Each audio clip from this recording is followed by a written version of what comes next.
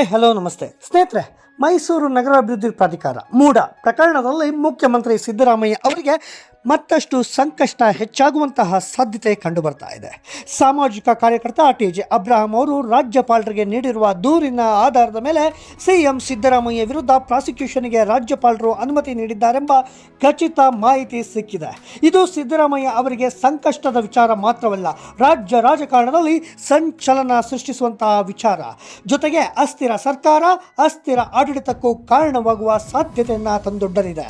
ಈ ವಿಡಿಯೋದಲ್ಲಿ ನಾನು ಪ್ರಾಸಿಕ್ಯೂಷನ್ ಅಂದ್ರೆ ಏನು, ಯಾವೆಲ್ಲ ಸಾಧ್ಯತೆಗಳು ಇರುತ್ತವೆ ಎಂಬುದರ ಬಗ್ಗೆ ಕಂಪ್ಲೀಟ್ ಆಗಿ ಹೇಳ್ತಾ ಹೋಗ್ತೀನಿ. ಪ್ರಾಸಿಕ್ಯೂಷನ್ ಎಂದರೆ ಸಾಮಾನ್ಯವಾಗಿ ಕಾನೂನು ಕ್ರಮ ಅಂತ ಹೇಳ್ಬೋದು. ಅದರಲ್ಲೂ ಮುಖ್ಯಮಂತ್ರಿ ವಿರುದ್ಧ ಕಾನೂನು ಕ್ರಮ ಎನ್ನುವುದು ರಾಜ್ಯದಲ್ಲಿ ಸರ್ಕಾರದ ಮುಖ್ಯಸ್ಥರಾಗಿರುವ ಹಾಲಿ ಮುಖ್ಯಮಂತ್ರಿಯ ವಿರುದ್ಧ ಅಪರಾಧ ಚಟುವಟಿಕೆಗಳು ಅಥವಾ ಕಾನೂನಿನ ಉಲ್ಲಂಘನೆಗಾಗಿ ಕಾನೂನು ಪ್ರಕ್ರಿಯೆಗಳನ್ನು ಒಳಗೊಂಡಿರುವಂತಹ ವಿಚಾರ.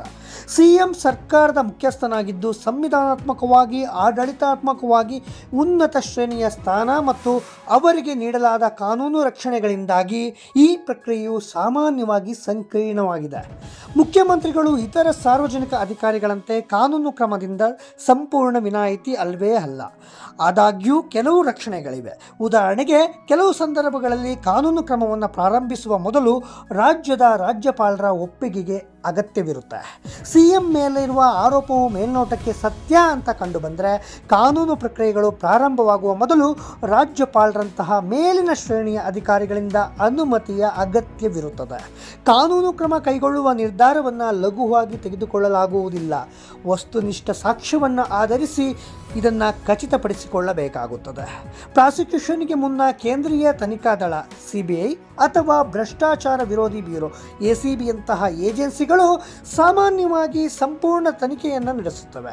ತನಿಖೆಯು ಆರೋಪಗಳನ್ನು ಬೆಂಬಲಿಸಲು ಸಾಕಷ್ಟು ಸಾಕ್ಷ್ಯಗಳನ್ನು ಸಂಗ್ರಹಿಸಬೇಕಾಗಿರುತ್ತದೆ.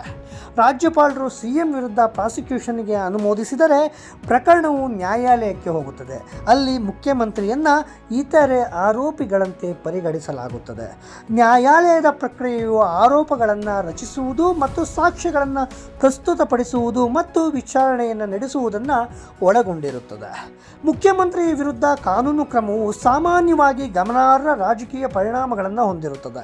ಯಾಕೆಂದರೆ ಇದು ರಾಜ್ಯದ ಬೇಡಿಕೆಗಳಿಗೆ ಕಾರಣವಾಗಬಹುದು, ರಾಜಕೀಯ ಅಸ್ಥಿರತೆ ಮತ್ತು ರಾಜ್ಯದ ಆಡಳಿತದ ಮೇಲೆ ಪರಿಣಾಮ ಬೀರುವಂತಹ ವಿಚಾರವೂ ಆಗಿರುತ್ತದೆ. ಸಂಕ್ಷಿಪ್ತವಾಗಿ ಹೇಳುವುದಾದರೆ, ಮುಖ್ಯಮಂತ್ರಿಯ ವಿರುದ್ಧದ ಕಾನೂನು ಕ್ರಮವು ಕೆಲವು ಸಾಂವಿಧಾನಿಕ ಮತ್ತು ಕಾನೂನು ರಕ್ಷಣೆಗಳಿಂದ ಬದ್ಧವಾಗಿರುವ ಕಾನೂನು ಪ್ರಕ್ರಿಯೆಯಾಗಿರುತ್ತದೆ. ಇವೆಲ್ಲ ಕೇಸ್ಗಳಲ್ಲಿ ಸಿಎಂ ವಿರುದ್ಧ ಪ್ರಾಸಿಕ್ಯೂಷನ್ ನಡೆಸಬಹುದು ಅನ್ನೋದನ್ನು ನೋಡೋದಾದರೆ, ಭ್ರಷ್ಟಾಚಾರ, ದುರುಪಯೋಗ, ಲಂಚ ಅಥವಾ ಸಾರ್ವಜನಿಕ ನಿಧಿಯ ದುರುಪಯೋಗ, ವಂಚನೆ, ನಕಲು ಅಥವಾ ಹಿಂಸಾಚಾರದಂತಹ ಅಪರಾಧ ಕೃತ್ಯಗಳು, ಅಧಿಕಾರ ದುರುಪಯೋಗ ಮತ್ತು ಚುನಾವಣಾ ಅಪರಾಧಗಳು, ಚುನಾವಣಾ ಕಾನೂನು ಉಲ್ಲಂಘನೆ ಆಗಿರ್ಬೋದು ಅಥವಾ ಪ್ರಚಾರದಲ್ಲಿ ಹಣಕಾಸು ಅಕ್ರಮಗಳಾಗಿರ್ಬೋದು ಅಥವಾ ಮತ ಖರೀದಿಯಾಗಿರ್ಬೋದು. ಇಂತಹ ಸಂದರ್ಭದಲ್ಲಿ ಸಿಎಂ ವಿರುದ್ಧ ಪ್ರಾಸಿಕ್ಯೂಷನ್ ನಡೆಸಬಹುದು. ಇನ್ನು ಅಪರಾಧ ಸಾಬೀತಾದರೆ ಏನಾಗುತ್ತೆ ಅನ್ನೋ ವಿಚಾರವನ್ನು ನೋಡೋದಾದರೆ, ಕಾನೂನು ಜಾರಿ ಸಂಸ್ಥೆಗಳು ಅಥವಾ ವಿಶೇಷ ತನಿಖಾ ತಂಡಗಳಿಂದ ತನಿಖೆ ನಡೆಸಲಾಗುತ್ತೆ. ಸಿಎಂ ವಿರುದ್ಧ ನ್ಯಾಯಾಲಯದಲ್ಲಿ ಔಪಚಾರಿಕ ಆರೋಪಗಳನ್ನು ದಾಖಲಿಸಲಾಗುತ್ತೆ. ಅಪರಾಧಿಯೋ ಅಥವಾ ನಿರಪರಾಧಿಯೋ ಅಂತ ನಿರ್ಧರಿಸಲು ನ್ಯಾಯಾಂಗ ಪ್ರಕ್ರಿಯೆ ನಡೆಸಲಾಗುತ್ತದೆ. ಒಂದು ವೇಳೆ ತಪ್ಪಿತಸ್ಥರೆಂದು ಕಂಡು ಬಂದರೆ ಸಿಎಂಗೆ ಜೈಲುವಾಸ ಸೇರಿದಂತೆ ದಂಡ ಎದುರಿಸುವಂಥ ಒಂದು ಸಾಧ್ಯತೆ ಕೂಡ ಇರುತ್ತದೆ. ಒಟ್ಟಿನಲ್ಲಿ ಇವತ್ತು ಸಿಎಂ ಸಿದ್ದರಾಮಯ್ಯ ಅವರು ಪ್ರಾಸಿಕ್ಯೂಷನ್ಗೆ ಅನುಮತಿ ಸಿಕ್ಕಿರೋದ್ರಿಂದ ಬಹಳ ಸಂಕಷ್ಟದಲ್ಲಿದ್ದಾರೆ. ಜೊತೆಗೆ ಸಿಎಂ ರಾಜೀನಾಮೆಗಾಗಿ ವಿಪಕ್ಷಗಳು ಹೆಚ್ಚು ಒತ್ತಡವನ್ನು ಹಾಕುವಂತಹ ಸಂದರ್ಭ ಕೂಡ ಇದೆ.